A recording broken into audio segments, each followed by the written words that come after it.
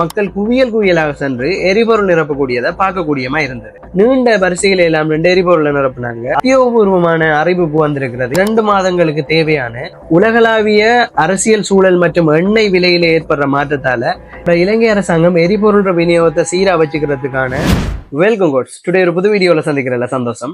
இன்னைக்கு ஏன் இந்த வீடியோன்னு கேட்டீங்கன்னா, கடந்த ஜூன் 17ஆம் தேதி இலங்கையில் உள்ள அனைத்து எரிபொருள் நிலையங்களையும் மக்கள் குவியல் குவியலாக சென்று எரிபொருள் நிரப்பக்கூடியதை பார்க்கக்கூடியமா இருந்தது. இதற்கான காரணம் என்னன்னு கேட்டீங்கன்னு சொன்னா, இஸ்ரேலுக்கும் ஈரானுக்கும் இடையிலான ஒரு போர். இதுதான் இதற்கான முழு முதற் காரணம்.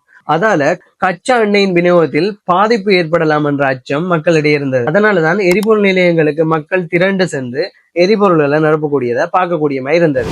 இதே மாதிரி ஒரு பிரச்சனை 2022ஆம் ஆண்டு கோவிட் தொற்று நோயொட்டி வந்தது.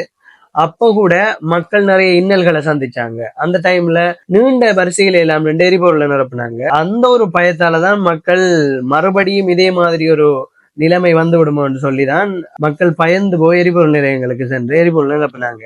ஆனால் அரசாங்கத்திடமிருந்து ஒபிஷியலி, அதாவது உத்தியோகபூர்வமான அறிவிப்பு வந்திருக்கிறது. 2 மாதங்களுக்கு தேவையான எரிபொருள் தங்களிடம் கையிருப்புல இருக்குன்னு சொல்லி. இது எதற்கான ஒரு தீர்வுன்னு சொன்னா, உடனடியான எரிபொருள் தட்டுப்பாட்டுக்கு இது ஒரு தீர்வா இருக்கும். இதனால மக்களிடையே ஏற்படும் அந்த ஒரு பதட்ட நிலை குறைவா இருக்கும். இந்த 2 மாதத்துக்கு தேவையான எரிபொருள் கையில் இருக்குன்னு சொன்னா மக்கள் வீணா பயப்பட வேண்டிய அவசியம் இல்லை என்றது என்னோட தனிப்பட்ட ஒரு கருத்து.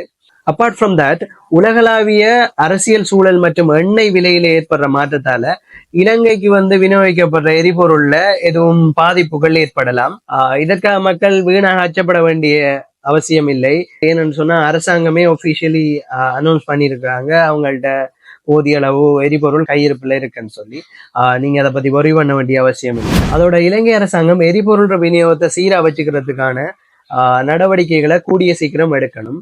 அண்ட் மக்கள் அச்சப்படாம பதட்டப்படாம இருந்தா இப்படியான நெருக்கடிகளையும் தவிர்க்கலாம். ஸோ பயப்படாம இருங்க. All is well. அண்ட் உங்களுக்கு இந்த வீடியோ பிடிச்சிருந்தா மறக்காம சேனலை பண்ணிருங்க. உங்களை இன்னொரு வீடியோல சந்திக்கிறேன். பாய், டேக் கேர்.